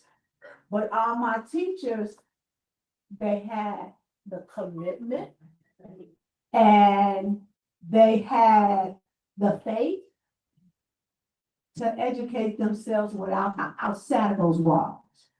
And when me and my fellow classmates, when we graduated in 1975, our standardized tests got us in the best schools in Chicagoland area. And I was 15 years old. My test got me into the University of Illinois at the Circle campus. Now I have dated myself because they don't even call it Circle campus anymore. But yes, so we should never think that our schools are not for the other children, but also we should be smart because everybody now is looking for a school. And it's not just about morality. It's a whole lot about safety. And I don't care if you don't even like Muslims, you're gonna know from these movies that the Nation of Islam ain't gonna let everybody come in and do nothing to your child. So you gotta take advantage of the need. Take advantage of the need and give these children, all of these children, a good school.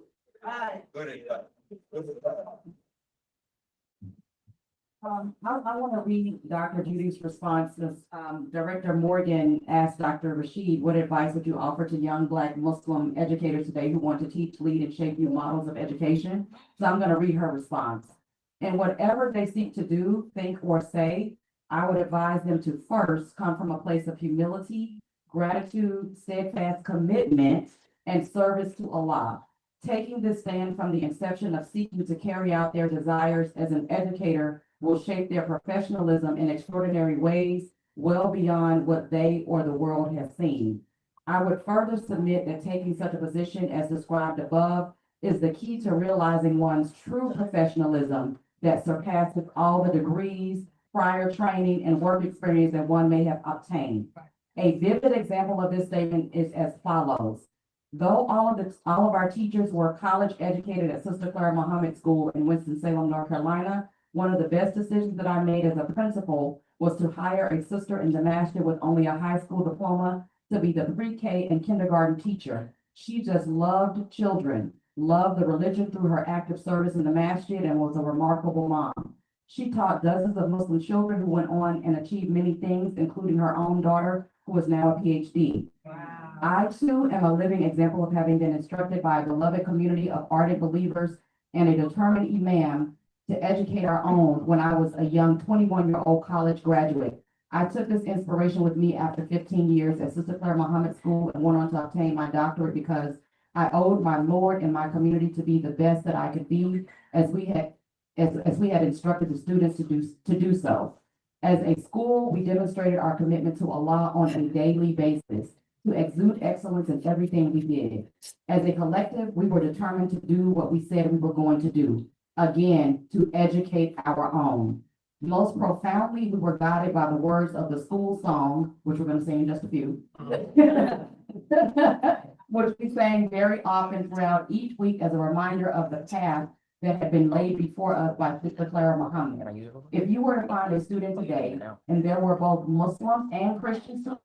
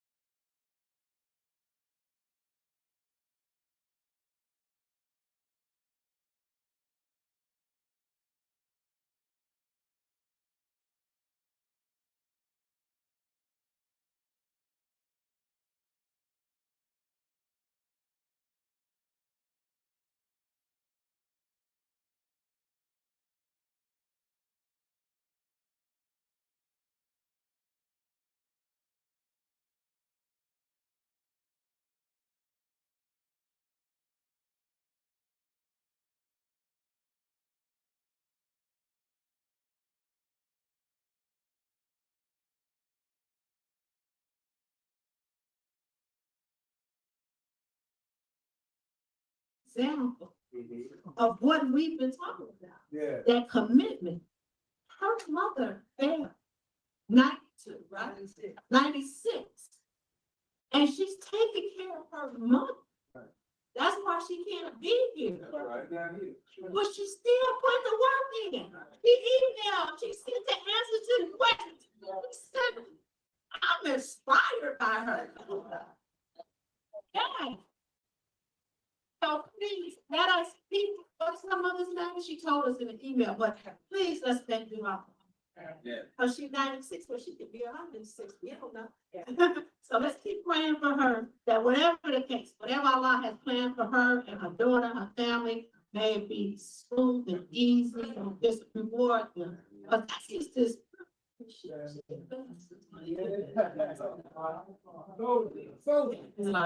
for that. Thank you for that. Beautiful reminder to keep her in our prayer. She's still on the assignment. Very diligent, emailed her responses for us to read on her behalf. So she's here. She's here. She's here in spirit. Alhamdulillah. Omar, are we ready? Our sound guy. Okay. So again, the lyrics are in your in your program. So please sing along. I don't know the song, but I have the lyrics, so I'm gonna read them. This song, my understanding was composed by Sister Yes, okay. She should do Dahlia,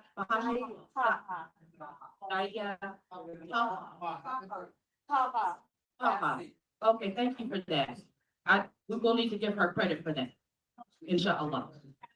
Well, we can still put that in there. Thank you, thank you, thank you so much. Is it playing, Omar?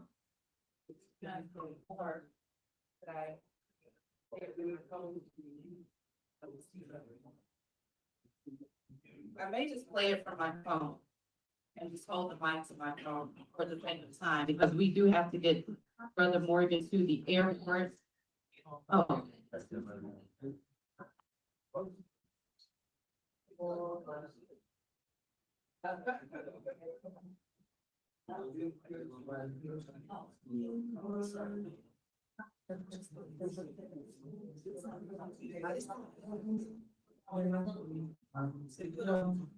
The things that you must learn. Now you always was the best. Now it's true and righteousness. It's a cloud.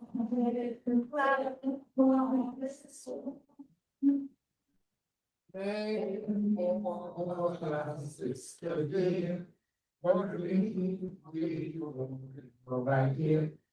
Keep working struggle and we may have a place to flow today.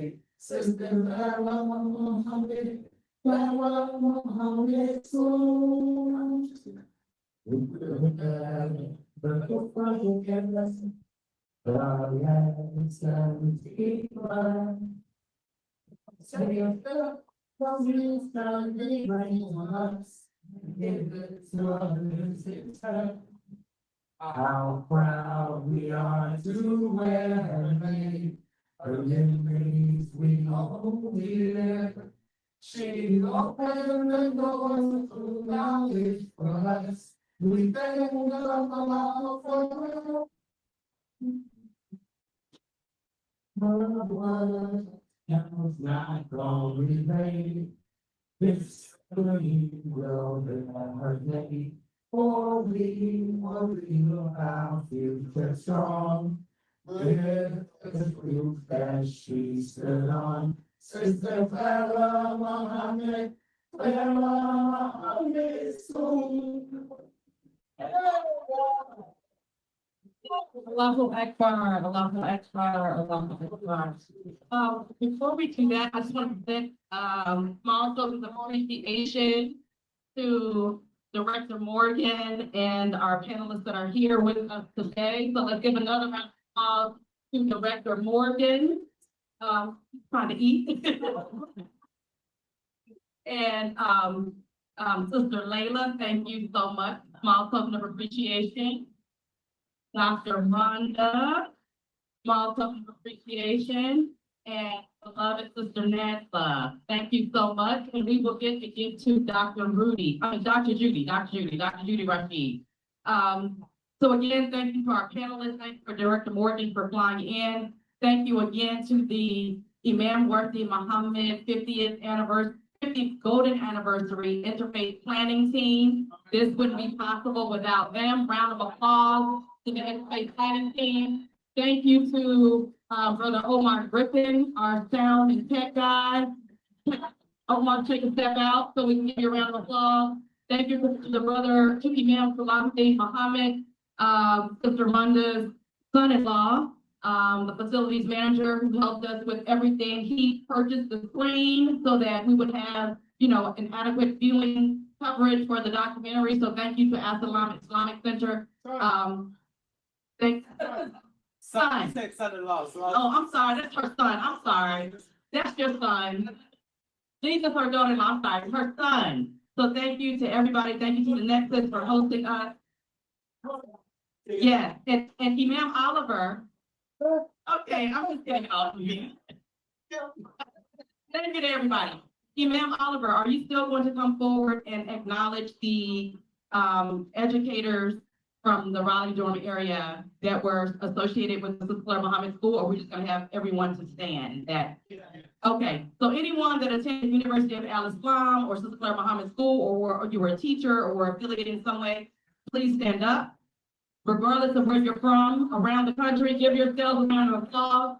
People travel from all over North Carolina, New York, Houston. We have people from all over, so thank you for being here to help us to celebrate Sister Clara Muhammad on her actual birthday. And I would be remiss if I didn't mention I'm gonna mention 2 books as well, but this is a new children's book about Sister Clara Muhammad that was authored by Sister Sophia Shaheed, the former principal of the school in Atlanta. So the book just came out, The Story of Sister Clara Muhammad in the First Islamic School in North America. It was edited by Sister Quran Shakir and illustrated by her brother, who has passed on. May Allah have mercy on his soul, grant him forgiveness and entrance into paradise, Brother Alan London.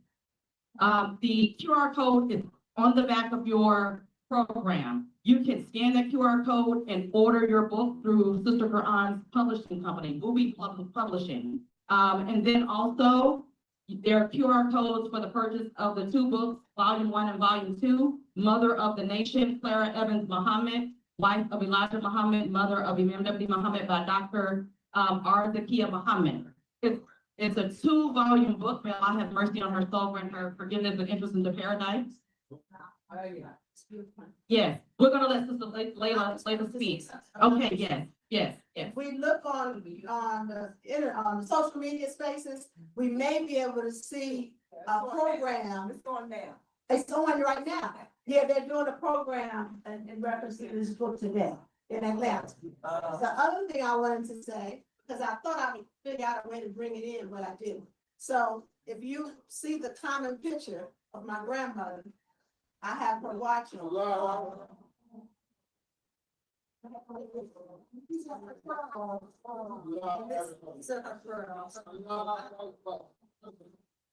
She had a whole lot of granddaughters. But I just happen to be Shirley's daughter. And my aunts, Ethel and Brian, knew the relationship with my mother. So they were given to my mother. And then my mother actually gave them to me. When I reached the age where she felt that I would understand what I meant. And lastly, if you would like to see and bring me to your town or city, I have a beautiful collection of artifacts around my grandfather, my grandmother, my father. I have the purse that my father made from Camel cigarettes when he was in the penitentiary for me. So, and the reason I'm saying it is because, we're getting old. And I just need to. Thank you so much for mentioning that. That's no small prize, remember. Thank you so much. There's one more book I want to mention that's also on the back. If you can see your program, there's another book that I was not aware of. Brother Morgan said you can't leave this book off. It's a book called The First National Independent Islamic School System in America by Imam Daniel Kareem, one of the oldest living students from the University of Islam, Islamic and Arabic scholar and close friend of Imam Warthi Muhammad. So the QR code for that book is on the back as well. So thank you all so much for joining us. Travel safely. May Allah be with us always. Assalamu alaikum. Oh, Imam Wahid, I'm sorry. Before we leave, Imam Wahid is going to close out the weekend for us.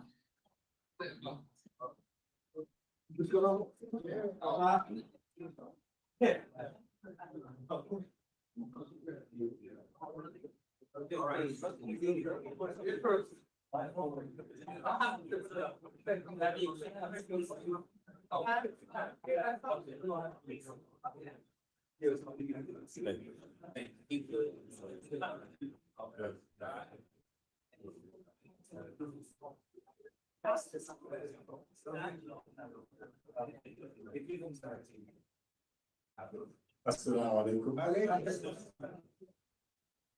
Let's thank Brother Morgan Matthews and our panelists again, please. Excellent way to conclude our weekend activities. I don't want to say too much, but I do want to call up Dr. Peter, Dr. Abe, and Matee. They would come up and say a word or two or three or four or even more.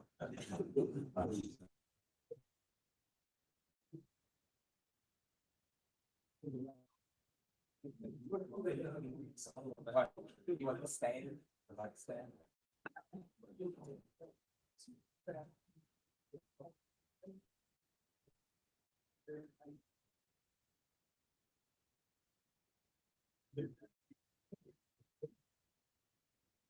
So it's been a great blessing to be here at this interfaith weekend. Among many things, we had many meetings over 6 months with our esteemed leader, Imam Abdul Wahid, AKA our Coach K. And I feel very blessed to have been a participant in this interfaith gathering. I'll just lift up one thing that Imam Wahid said yesterday that I thought was very fitting and important to remember. He talked about I don't know if I got this right, the community of Triangle that we planted in the Triangle. Voila.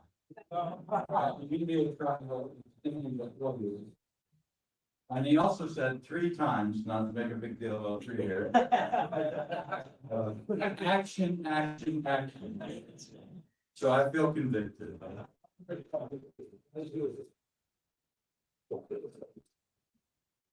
I'm truly humbled. My heart feels really heavy.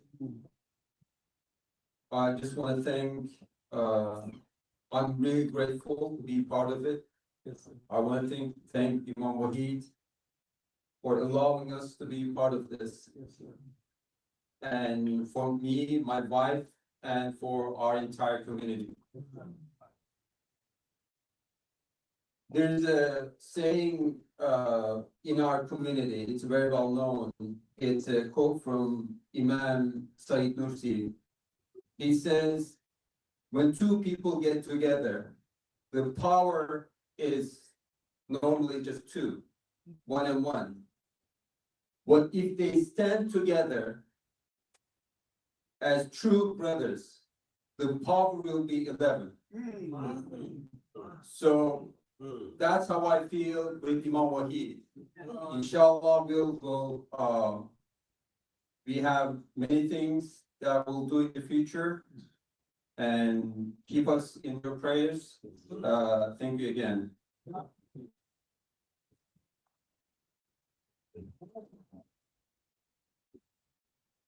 This morning I sent Diane and Jasmina and Stephen back to Atlanta, and they said if I had a chance to say anything, to make sure to send their greetings and let you all know how thankful they were to be here with you. And Diane said, my heart's so full. So she was very moved and felt like she made a lot of contacts, and it was a really big blessing for all of them. And yeah, we had a lot of meetings to discuss this. And you know, it wasn't really clear how it would go, you know, how many people would come or how well it would go. And I think it's been very beautiful. Yes. Yeah. And I also, PR would also say there was great strength, you know, where two or more gathered, and I think that's right there, you know, you know, we talked about that too, God among us. And I also wanted to say something about schools, you know, we talk about this a lot about Catholic schools as well, you know, when I was a little girl, there were 5 million kids in Catholic schools, and now there are about 1 million in the United States. So it's not the same as it was. And some of the reasons aren't all bad. I mean, I went to a Catholic girls' school and they didn't offer physics or, you know, advanced math. They just assumed we would be happy with French.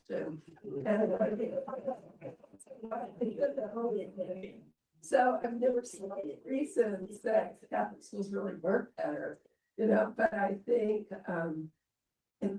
we did learn about God, you know, and that's what our public schools aren't offering. And I think it's hard to, I think that's probably the most important reason to have the schools, and that's what our kids can learn about God, and that they can be centered in God, and that because of God, they should realize their potential, who they are, and that they should have good education, so everything can follow that. So I think there are a lot of similar discussions happening with Catholics as well. And Catholic school teachers also make lousy salaries, so absolutely else about that. But I'd like to thank you all. Thank you.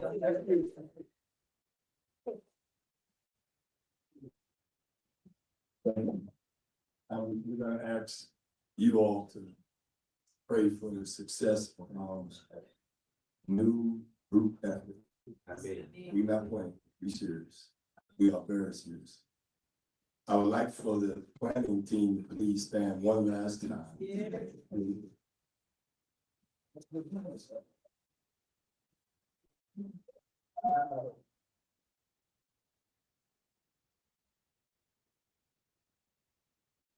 And you know, we played a very intricate role, like building a house. The plumber couldn't do it all. So we all made our contributions.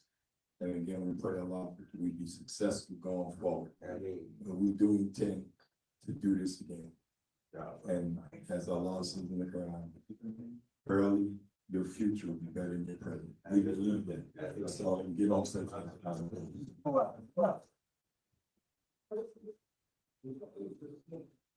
Our Lord, please never let our hearts deviate after your guidance. Grant us mercy from your presence, for you the grantor of bond without measure. Our Lord, please perfect our life. Grant us forgiveness, for you have power over every single thing.